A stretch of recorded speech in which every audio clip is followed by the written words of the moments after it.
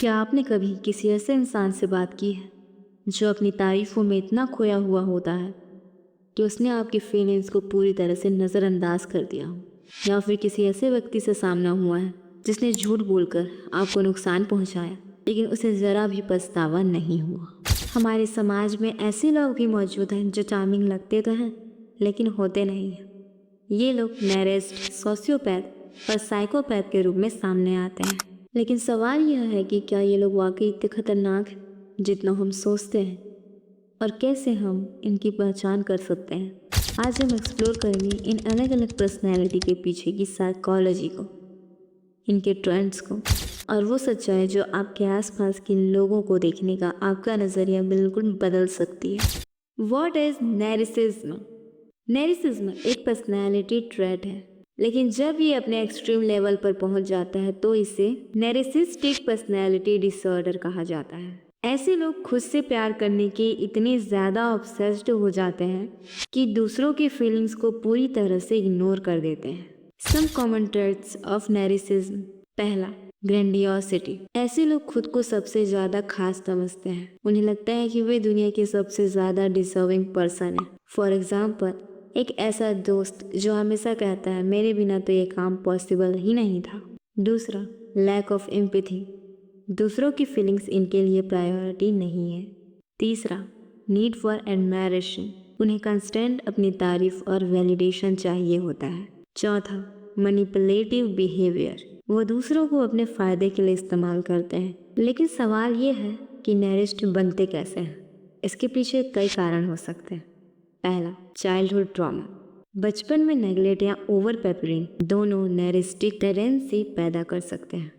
दूसरा, social influence. Social media और fame driven culture ने नैरिज्म को बढ़ावा दिया है। तीसरा, जेनेटिक एंड ब्रेन केमिस्ट्री। कुछ स्टडी सजेस्ट करती है कि नैरिज्म का कनेक्शन जेनेटिक और ब्रेन स्ट्रक्चर से है। Impact of narcissism on relationships. Narcissistic behaviour का असर सबसे ज़्यादा रिलेशनशिप्स पर पड़ता है। ऐसे लोग दूसरों की फीलिंग समझने में फेलियर साबित होते हैं। इनके साथ रिश्ते टॉक्सिक और ड्रेनिंग हो सकते हैं। नैरिसिज्म की तरह सोशियोपैथ भी एक पर्सनैलिटी डिसऑर्डर है, जिसे अक्सर एंटी सोशल पर्सनैलिटी डिसऑर्डर के रूप में जाना जाता है। ऐसे लोग इम्पल्सिव, मैनिपुलेटिव और इमोशनली अनस्टेबल होते हैं। इनके लिए दूसरों के इमोशंस और कानून की कोई अहमियत नहीं होती है। ये समाज के नियम को तोड़ने वाले होते हैं। सिर्फ चार्मिंग या इम्पल्सिव होना सोशियोपैथ बनने के लिए काफ़ी नहीं है। सोशियोपैथ के कुछ खास ट्रेंड्स होते हैं। पहला, इम्पल्सिविटी। वे बिना सोचे समझे डिसीजन लेते हैं, चाहे उसका अंजाम कुछ भी हो। नॉर्मली भी ऐसा इंसान करते हैं, बट सोशियोपैथ के लिए ये कॉमन होता है। दूसरा, लाइंग एंड मैनिपुलेटिव। सच बोलना उनके डिक्शनरी में होता ही नहीं है। वो दूसरों को मैनिपुलेट करने में माहिर होते हैं। तीसरा, लैक ऑफ रिस्पॉन्सिबिलिटी। अपने एक्शन की जिम्मेदारी लेने से बचते हैं। सोशियोपैथी के पीछे कई कारण हो सकते हैं। पहला, ट्रॉमा एंड नेगलेक्ट। बचपन में अब्यूज या नेगलेक्ट सोशियोपैथी टेंडेंसी को ट्रिगर कर सकता है। दूसरा, एनवायरनमेंट। ऐसा माहौल जहां वायलेंस या क्राइम आम हो, वहाँ सोशियोपैथी डेवलप हो सकते हैं। तीसरा, ब्रेन केमिस्ट्री। स्टडी दिखाती है कि सोशियोपैथ्स के ब्रेन में इमोशनल रेगुलेशन से जुड़े हिस्से अलग तरह से फंक्शन होते हैं।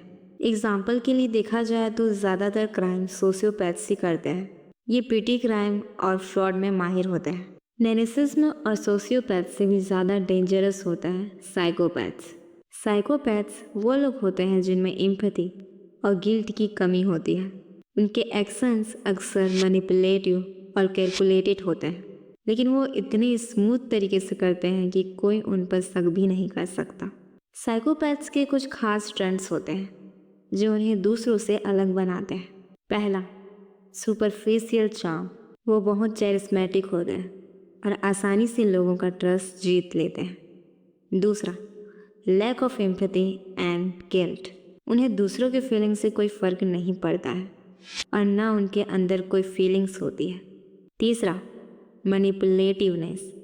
वो दूसरों को अपने फ़ायदे के लिए इस्तेमाल करते हैं। चौथा, ग्रैंडियोस सेल्फ वर्थ। उन्हें लगता है कि वे सबसे ऊपर हैं। साइकोपैथ्स बनने के पीछे कई फैक्टर्स हो सकते हैं। पहला, ब्रेन स्ट्रक्चर। स्टडीज़ दिखाती है कि साइकोपैथ्स के ब्रेन का एमाइन डाला जो इमोशंस को कंट्रोल करता है सामान्य लोगों से अलग होता है। दूसरा, जेनेटिक्स। कुछ स्ट्रेस इनहेरिटेड भी हो सकते हैं। हिस्ट्री और पॉप कल्चर में साइकोपैथ्स के कई एग्जाम्पल हैं, जैसे कि टेड बंटी। टेड बंटी एक अमेरिकी सीरियल किलर, रेपिस्ट और किडनैपर था। बंटी ने एक दोहरी जिंदगी जी थी, जहां वह बाहरी रूप से आकर्षक और बुद्धिमान दिखता था, लेकिन अंदर ही अंदर वह यंग वुमेन्स को अपना शिकार बनाता था। रिपोर्ट के अकॉर्डिंग उसने 30 महिलाओं की हत्या की थी, but real amount of murder अभी भी डिफाइन नहीं है।